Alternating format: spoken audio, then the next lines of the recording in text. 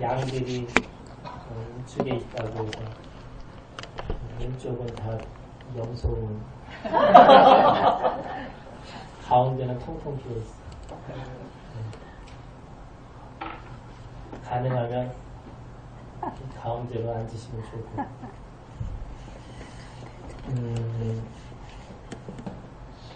사도 바울은 어떻게 보면 예수님의 가르침을 논리적으로 합리적으로 사람들에게 설명해내는 사람입니다.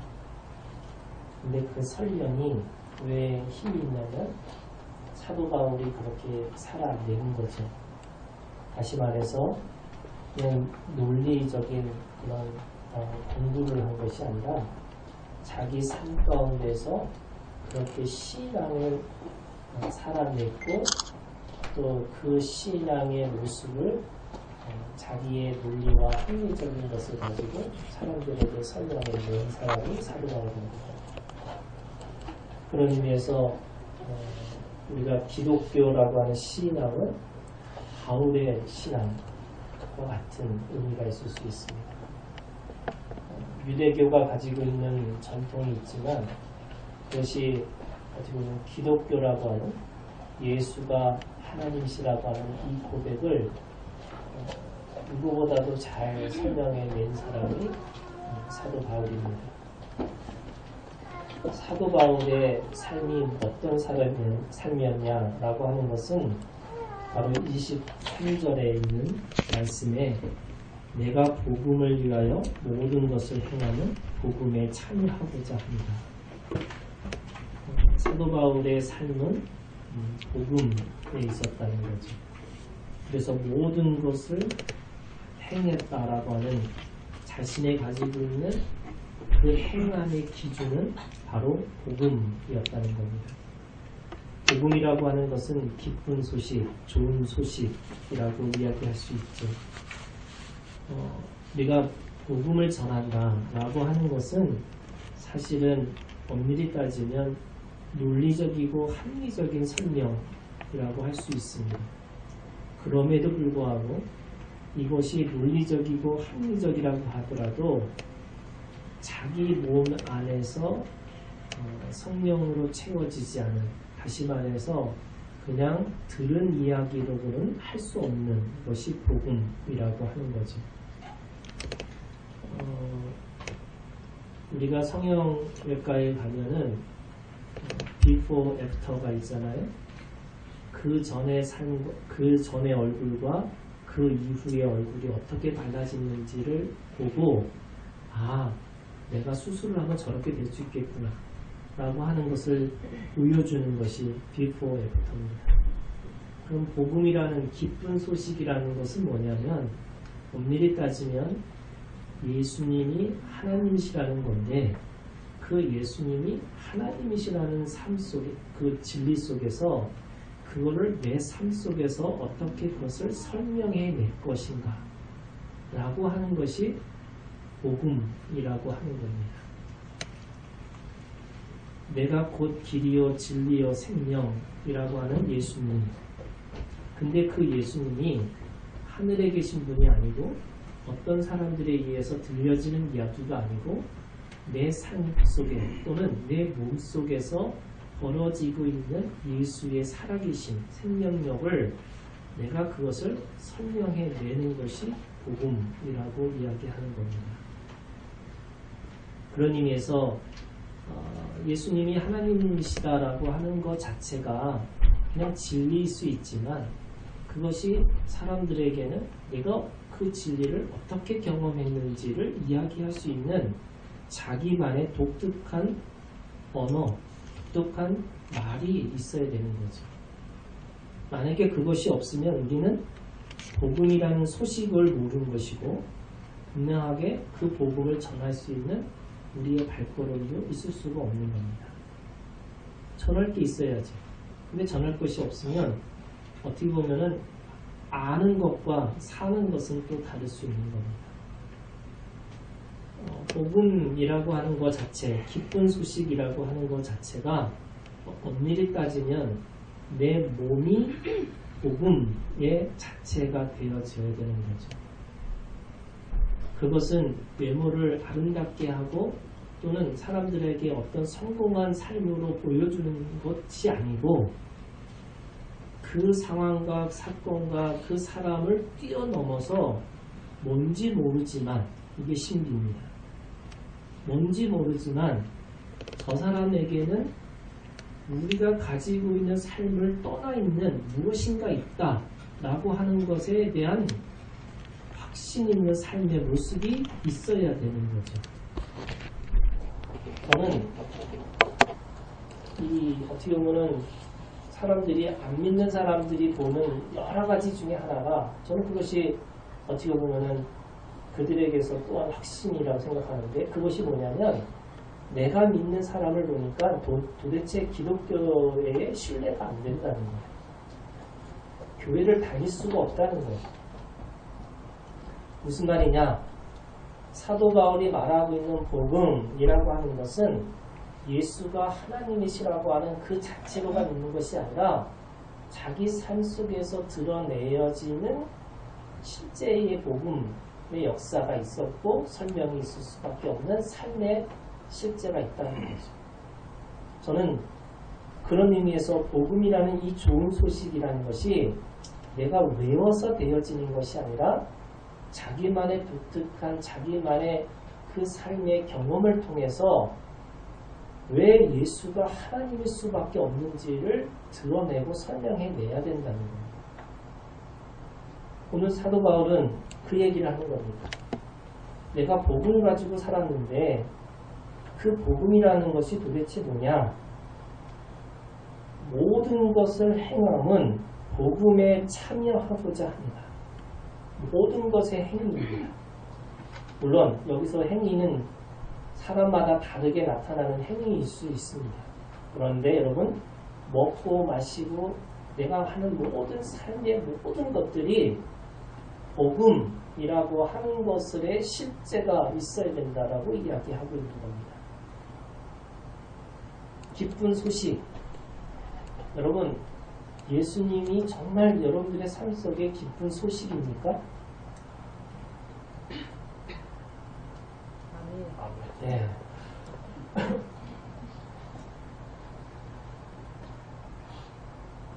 통장에 얼마가 쌓이면 기쁜 소식 이게 실제잖아요. 실제. 그죠? 또 내가 건강하면 내가 실제가 되는 거죠. 그런데 어떻게 보면 세상 사람들이 더 건강하고요. 세상 사람들이 저보다 더 통장에 돈이 더 많을 수 있는 거죠. 예를 들면 당신의 능력을 보여주세요 라고 얘기할 때 우리는 예수를 믿고 있다라고 얘기하면서 아무리 따져봐도 비교해봐도 저 사람들보다 나을 수 있는 게 아무것도 없는 것처럼 보입니다. 얼굴도 딸리죠. 또 아니 저만 그런가? 네. 얼굴도 딸리죠. 제가 요즘에 수요일날 갑자기 그 여행 갔다 오고 나서 이 얼굴이 막 눈이 막 부어가지고요. 오늘은 그래도 많이 나아진 겁니다. 금요일날 이 기도회 할 때 설교할 때는 앞이 제대로 안 보여가지고 제가 눈을 깜빡깜빡하고 막 인상이 막 써지더라고요. 제대로 안 보이지니까. 그러면서 얼굴 보니까 이제 저도 포토샵을 할 정도로 이게 얼굴이 너무 뭐 이상한 것도 많고요. 그 다음에 주름도 있는 거 죄송합니다 권사님. 뭐 있는 것처럼 보이니까 이게 이제는 사람들한테 그 젊음에 대해서도 뭐에 대해서도 비교하면 비교할 수 있는 상황이 아닙니다. 그럼 우리는 뭔가를 가지고 있어야 되는데 우리가 어떻게 보면 기쁜 소식이라고 하는 사람들에게 또 다른 기쁜 소식이라는 것을 알려줘야 될 책임을 가지고 삶을 살아야 되는 건데 정말 내가 예수 믿고 기쁜 소식을 가지고 있는 삶으로 살고 있는 것인가?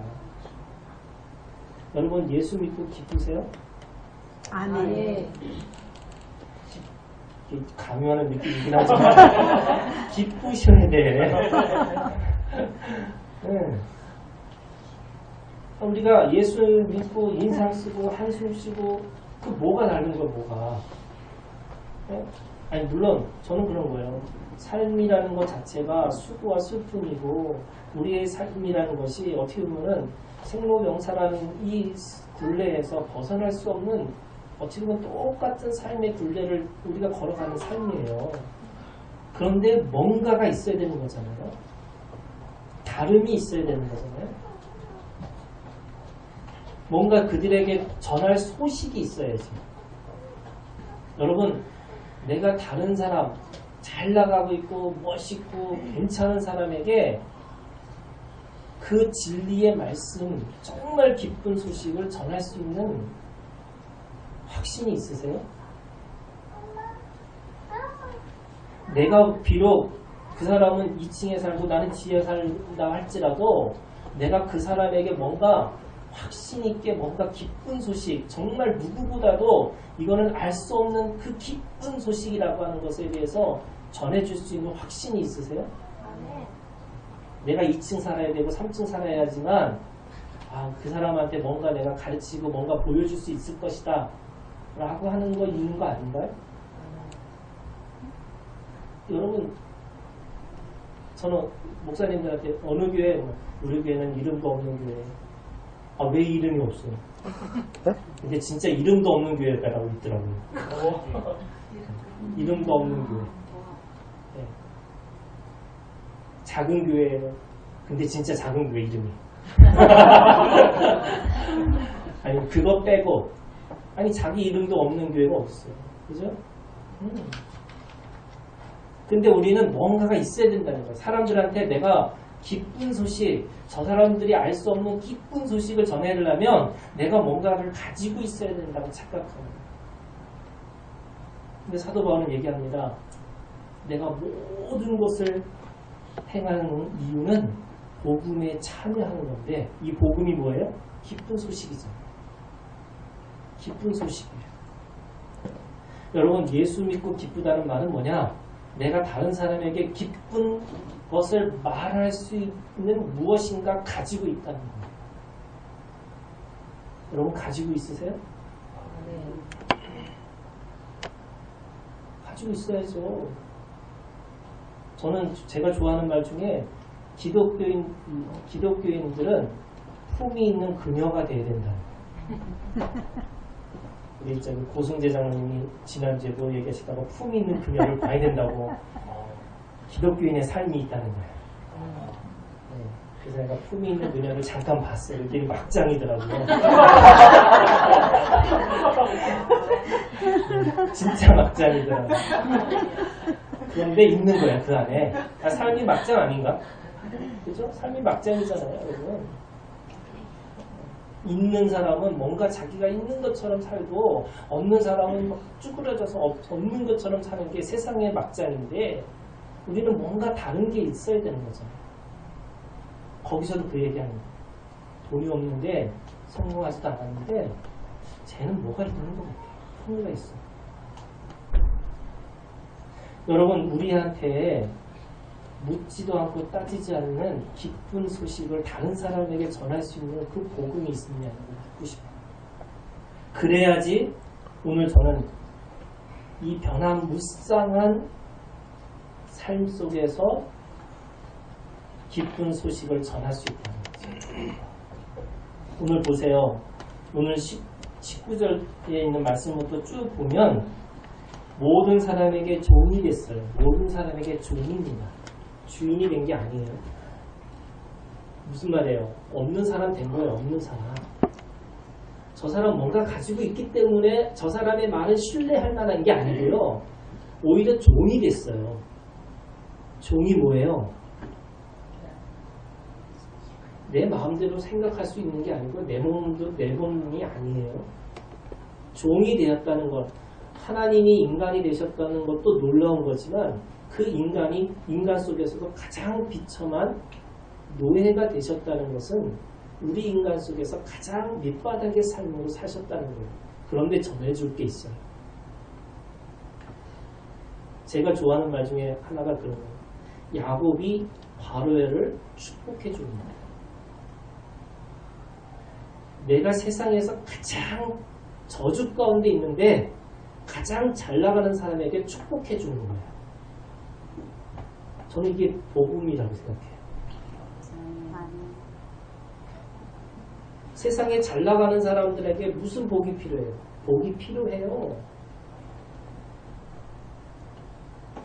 그 복이 필요하다는 것에 눈이 떠지셔야 돼요. 복음이라고 하는 것은 내가 많이 가지고 있는 것이 아니고 내가 가지고 있는 그 존재가 이미 복 있는 사람이라고 하는 확신의 믿음이 있고 그 믿음으로 축복해주는 말로 드러내줘야 되는 거죠. 여러분 바로는 그 당시에는 지금의 미국의 대통령과 같은 거잖아요. 최고의 과학과 최고의 기술과 최고의 부를 가지고 있는 게 바로예요. 그런데 한낱 자기 살 곳도 없고 유랑하고 있는 그런 야곱이라고 하는 그냥 어떻게 보면은 아무도 이름도 없고 아무것도 없는 사람이 갑자기 바로를 만나서 내가 험악한 삶을 살았으니까 내가 당신을 위해서 축복해 줄 거야. 저는 이게 기쁜 소식이라고 생각해요. 오늘 말씀의 19절에 이렇게 얘기합니다. 유대인들에게는 내가 유대인과 같이, 그 다음에 율법 없는 자에게는 내가 율법 없는 자 같이, 그리고 약한 자들에게는 약한 자와 같이. 뭐예요? 무쌍하게 그들을 향해서 종의 모습으로 그들의 시각에서 기쁜 소식을 전했다는 거예요. 저는 이렇게 부자는 부자와 같이 전해준 거예요. 제가 얘기했나요? 제가 미국에 있을 때 부자만 보면 내가 왜 이렇게 주눅이 드는지 계속 뭔가 이렇게 내가 뭐가 필요하고 막 이런 생각이 드니까 갑자기 제가 노숙자가 된 느낌이에요. 그래서 생각을 바꿨어요. 부자를 만나면 내가 축복을 해줘야 되겠다. 저 사람이 이것도 없고 저것도 없고 저것도 없는데 내가 축복해주는 사람이 되겠다. 그게 그 사람에게 뭐예요? 기쁜 소식이죠. 기쁜 소식이에요. 부자에게 가지고 있는 기쁜 소식이라는 것은 어떻게 그 돈을 가치 있게 쓸 것인가가 고민일 수 있어요. 마음이 아프고 힘들어하는 자에게는 같이 마음을 합해서 공감해주면서 그에게 또 다른 가치를, 또 다른 삶을 이야기해 주는 것이 어쩌면 그게 복된 소식이죠. 무언가 줄 수 있는 마음이 있어야 되는 거잖아요. 그런데 사도 바울은 그렇게 얘기합니다. 그때마다 다르게 했다는 거예요. 왜요? 오늘 설교의 제목이 그겁니다. 얻고자 한다. 얻고자 한다. 기쁜 소식을 통해서 그가 그 인생에 있는 삶의 굴레로부터 벗어나서 또 다른 삶이 있다는 것을 보고 그 생명이 죽음으로 가는 인생이 아니라 영원한 생명으로 가는 것으로 바뀌는 것을 보고 자기가 자기 삶 속에서 인생의 삶 속에서 육신으로 와서 육신으로 가는 인생이 아니라 영에서부터 영으로 가는 인생이라는 것을 또 보게끔 함으로 인해서 저 인생에서 새로운 것을 얻고자 하고 하나님 안에서 생명을 얻고자 하기 위해서 자신이 종의 모습으로 그렇게 말하고 선포하고 가르치셨다는 거예요.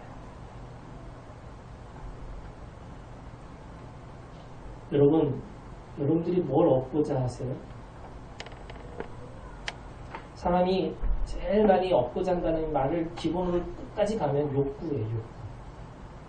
예를 들면 자기 존재 욕구, 안전의 욕구, 뭐 생명의 보존의 욕구, 뭐 여러 가지 사람들이 가진 욕구가 있는데 그 욕구가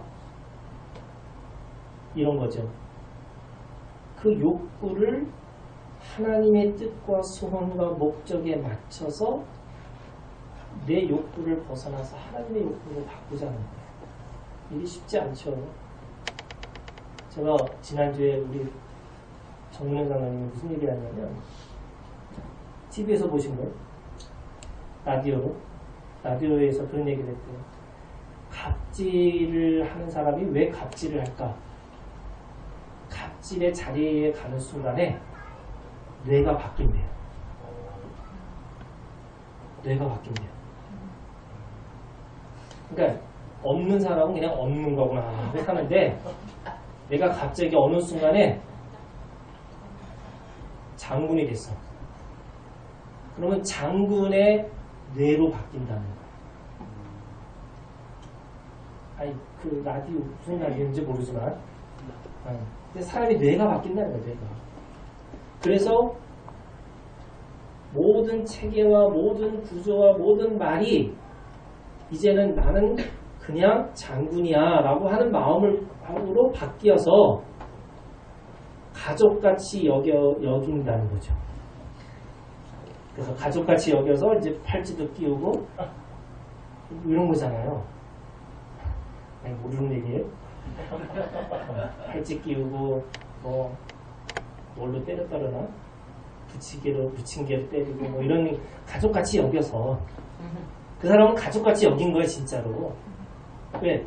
그냥 뇌의 구조가 나는 그것을 받을 만하고 저 사람은 그렇게 받지 못할 만큼 그럴 수 있다는 거예요. 자, 근데 이게 어디까지 가냐면요.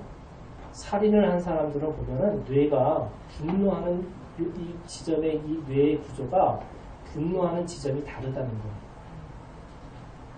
그래서 미국 같은 경우에는 이게 사람들이 뇌질환이면 이 죄도 용서가 돼요.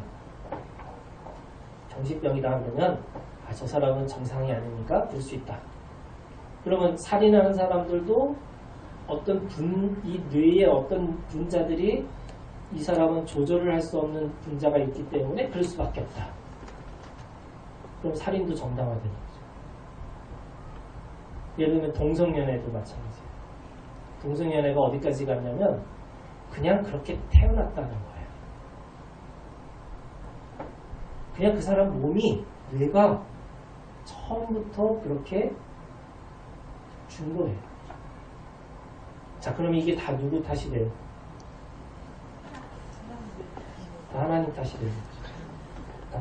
이게 무슨 말이냐면 우리가 가지고 있는 뇌나 우리가 가지고 있는 그 모든 것들이 그냥 그렇게 될 수밖에 없으니까 그냥 그렇게 사는 거지 뭘. 전 이걸 욕구라고 해요. 근데 여러분 사실은 우리는 죄를 질 수밖에 없는 욕구들이 있어요. 그죠? 여러분 가만히 있으면 죄 짓게 돼 있어. 나만 짓는 건 아니죠? 우리 다 같이 공범이 되어야지. 나만 짓는 것처럼 여러분들이 보시니까 아닌데. 같이 짓고 있잖아요. 그죠? 그럼 우리는 뇌가 그렇게 만들어졌고 내 마음이 그렇게 될 수밖에 없으니까 내 마음이 가는 대로 살면 되는 거예요? 아니죠. 근데 여러분 이게 뭐예요? 사람이 가지고 있는 욕구를 누르고 하나님이 우리에게 주신 진리의 욕구대로 살도록 산다는 게 얼마나 힘든 건지 아시겠어요? 쉽지 않아요. 그냥 내버려 두면 우리는 그냥 내가 가지고 있는 내 몸이 가지고 있는 습관과 그대로 그렇게 움직일 수밖에 없는 거죠. 그런데 신앙은 그거를 누르고 정확하게 얘기하면 그거를 죽이고 하나님 안에서 하나님이 주신 뜻과 소원과 목적을 가지고 살라고 말씀하고 있는 겁니다. 그럼 이거는 천지가 개벽할 일이에요. 여러분 믿음으로 산다는 것은 천지가 개벽하지 않으면 안 되는 거예요. 그러면 이런 겁니다. 여러분, 복음으로 산다는 것, 부자가 가난한 자에게 축복해 주는 건 당연하지만 거꾸로 가난한 자가 부자를 축복해 주는 이 사고가 천지가 개벽하지 않으면 안 될 일이죠.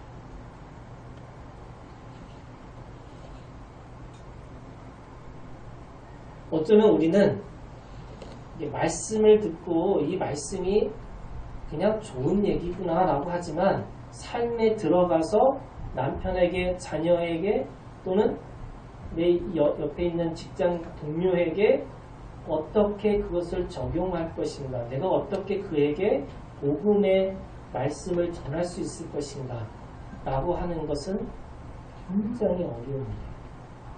이건 천지가 개벽할 일이에요. 근데 성경은 우리에게 천지가 개벽할 일이 사실은 자연스러운 거예요. 기적이 아니고 자연스러운 거예요. 저는 오늘 사도 바울이 어떤 사람들에게든 가서 종의 모습으로 있지만 그를 향해서 기쁜 소식 하나하나를 다 전해주는 자기의 삶의 모습이 있다는 것을 말씀하고 있다면 오늘 우리도 사람들에게, 서로에게 기쁜 소식을 전할 수 있는 무엇인가 가지고 있어야 된다는 거죠. 저는 이게 천지가 개벽할 일이에요. 시편 23편은요 바울의 다윗의 고백입니다. 이걸 23편을 다윗의 이역사라고 얘기할 수 있어요. 1절부터 5절까지는 다윗이 살아냈던 신앙의 열매입니다. 다시 말해서 복음의 열매입니다. 그리고 6절만 미래형으로 되어 있기 때문에 6절은 기대와 소망으로 순서합니다. 시편 23편은 두 가지의 상징이 있는데 하나는 목자와 양의 관계가 있고 또 하나는 주인과 손님의 관계가 있습니다.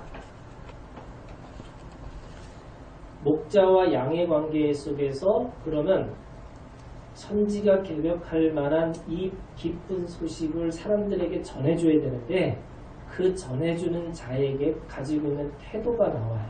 그게 뭐냐면 목자의 음성을 쫓아가서 그 양이 가장 온전하고 완전해지는 과정이 1절부터 4절까지의 말씀입니다. 그러면 요한복음 10장에 보면 우리는 양인데 양의 특징이 뭐냐면 목자의 음성을 듣고 그거를 주인의 음성으로 인식한다는 거예요. 이게 무슨 말이냐면 우리가 자신의 욕구, 자신의 욕망을 뚫고 지나가게 하기 위해서는 외부에서 무엇인가 들려져야 된다는 거예요. 자기 내면에서는 죽었다 깨도 안 된다는 거예요. 들려져야 돼요. 그게 뭐예요? 목자의 음성이에요. 목자의 음성을 들어야지만 부족함이 없다는 삶의 전환이 생기고 풀과 물로 성장하고 영원히 소생시켜지는 의의 길의 삶의 의미를 부여할 수 있는 성숙의 관계로 가는 거예요.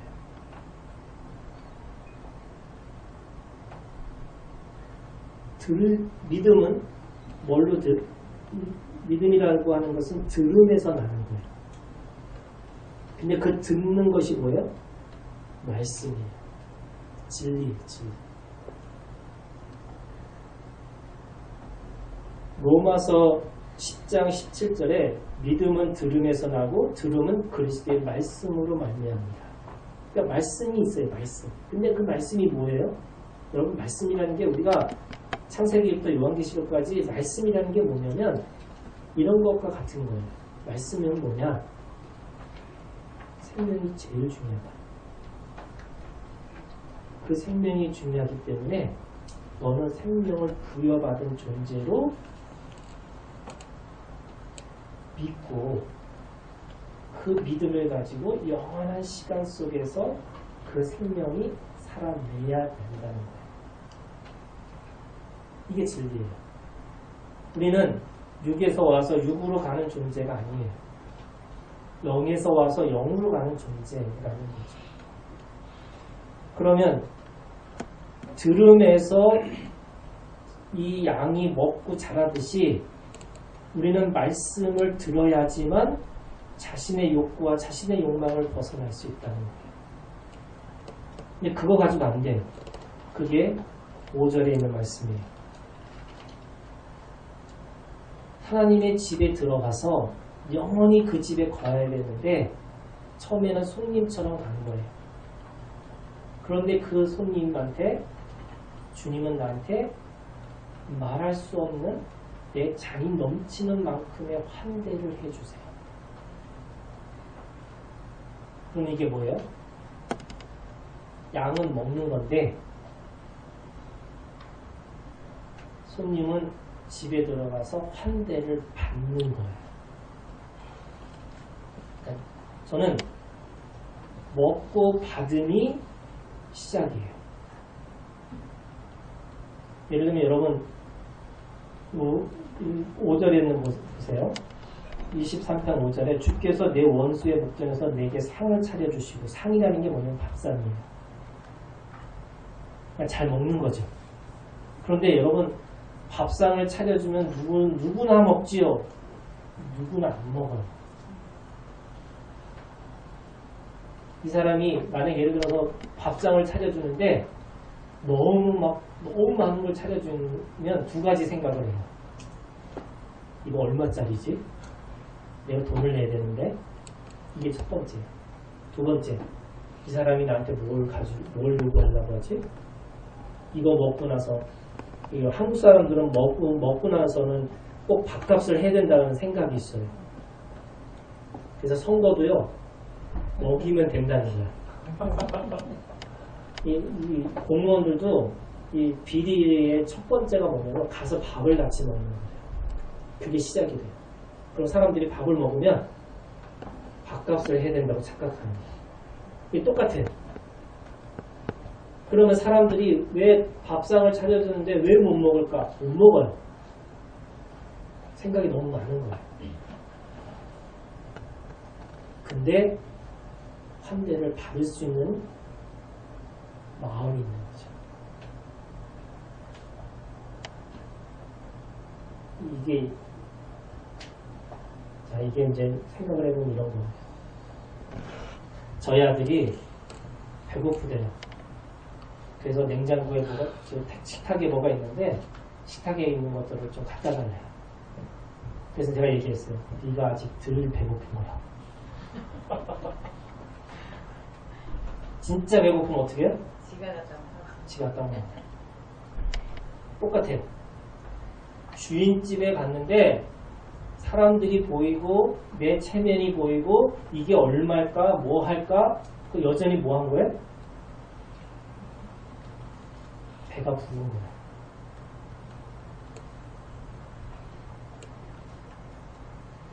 자기의 여전히 뭔가 체면이 있어야 되고 뭐뭐 하는 척하고 살아야 되고 내가 뭔가 가지고 있어야 된다고 사람들은 생각하는 게 뭐냐? 환대를 받지 못하는 거예요. 배고프면요 달려가서 먹어요. 묻지도 않고 따지지도 않고.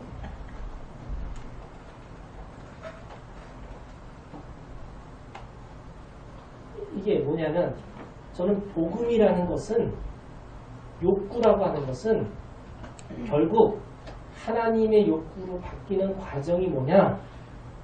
자신의 것의 한계를 인정하는 거예요. 내 욕구 가지고 안 되는 거다. 내 삶은 이렇게 되면 안 되는 거다. 내가 예수를 믿고 복음을 가지고 기쁜 소식을 가지고 누군가에게 전해야 되는 삶이라는 것이 진짜인데 계속 들은 척하고 받은 척하고 그래서 뭐가 있는 척하는데 그 척 가지고는 아무런 내면의 기쁨이 없어요. 그래서 전할 것도 없어요. 제가 금요일날 기도해야 하는데요. 갑자기 하나님이 저한테 그런 말씀을 주셔요. 하나님의 경외함이 없다.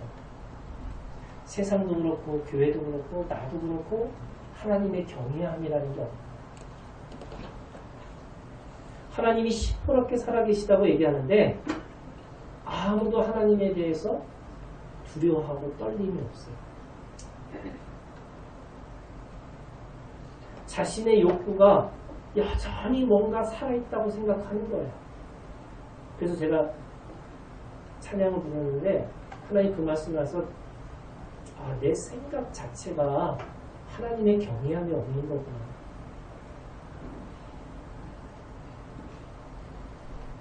그래서 내가 뭔가 가지고 있어야지만 사람들한테 전해줄 수 있고 내가 뭔가 성공해야지만 사람들한테 뭔가 줄 수 있다고 착각하는 거구나. 하나님의 경외함이 없어요. 저 사람은 하나님이 없고 나는 하나님이 있는데도 불구하고 여전히 뭔가 세상에 있는 뭔가를 가지고 있어야지만 된다고 착각하기 때문에 내가 복음을 전할 때도 주저주저하고 또 복음을 전할 때 나한테 체질이 맞는 사람한테만 전할 수 있다고 착각하는 거죠.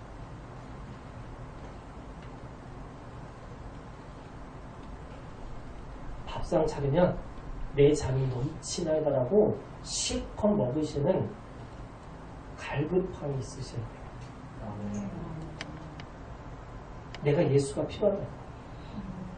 내 예수 먹고 힘을 내야 된다.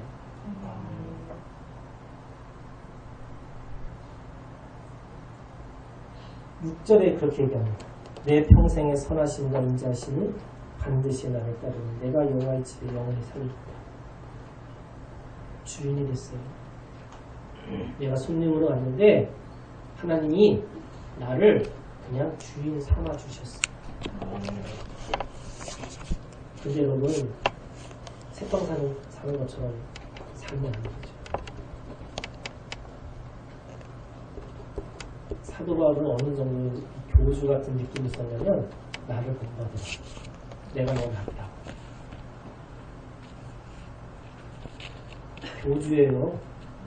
그렇잖아요. 나를 본받으라고. 예수를 본받으라. 이게 좀 겸손한 거잖아요.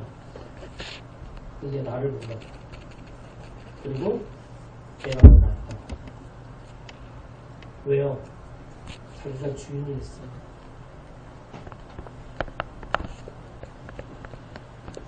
복음은 기쁜 소식은 저는 이 주인의 마음인데 주인의 마음이 뭐예요? 큰 자가 작은 자를 섬기는 마음이에요. 부모가 된 거예요. 아비가 됐어요. 저는 오늘 사도 바울이 얘기합니다. 인생에서 여러 종류의 사람을 만났는데 내가 복음 때문에 그 사람들을 공감하고 그 사람들과 같은 처지가 되고 그 사람들과 같은 상황이 돼서 그들에게 가장 좋은 소식 달라요. 사람마다 그걸 전해줬다. 이게 사도 바울에게는 부득불할 일이었다는 거죠. 찬양을 하고 기도를 하고 전도를 하고 뭘 하든 이게 내 인생에서 부득불할 일이라면 그것이 기쁜 소식이 되어야 되잖아요. 그에게 필요한 기쁜 소식을 우리가 전해줄 사명인 거죠. 모양은 달라요. 사람마다 저는 감정이 별로 없는 건 아니야. 조금 있어요. 머리만 있어요. 또 어떤 사람은 감정이 풍부하고 머리를 합리적으로 논리적으로 사용하지 않을 수도 있어요. 자연을 보면 우리 집안은 다 그 자연 신화가 한 1에서 10이라면 한 1 정도밖에 안 되는 집안이에요. 그리고 이번에도 시골에 지방에 갔는데 주로 쇼핑몰에서 놀고 같이 영화관 찾아서 영화 봤잖아요. 바다를 가고 산을 가고 막 이런 것보다는 자연주의 뭐 이런 거예요. 근데 어떤 사람은 자연을 통해서 하나님을 만나요. 또 어떤 사람은요 철학책을 보고 은혜를 받고 그 속에서 하나님을 만나요. 어떤 사람은 예술로 하나님을 만나고, 어떤 사람은 열정주의로 하나님을 만나고, 어떤 사람은 묵상하고 침묵하면서 하나님을 만나요. 다양합니다. 근데 그 다양한 사람들에게 줄 수 있는 소식이 있어야죠. 약간 구원파 같은 느낌인데 기쁜 소식이 있어야 돼요. 그죠? 기쁜 소식. 굿뉴스가 있어야 되잖아요. 그들에게 필요한 굿뉴스가 있어요.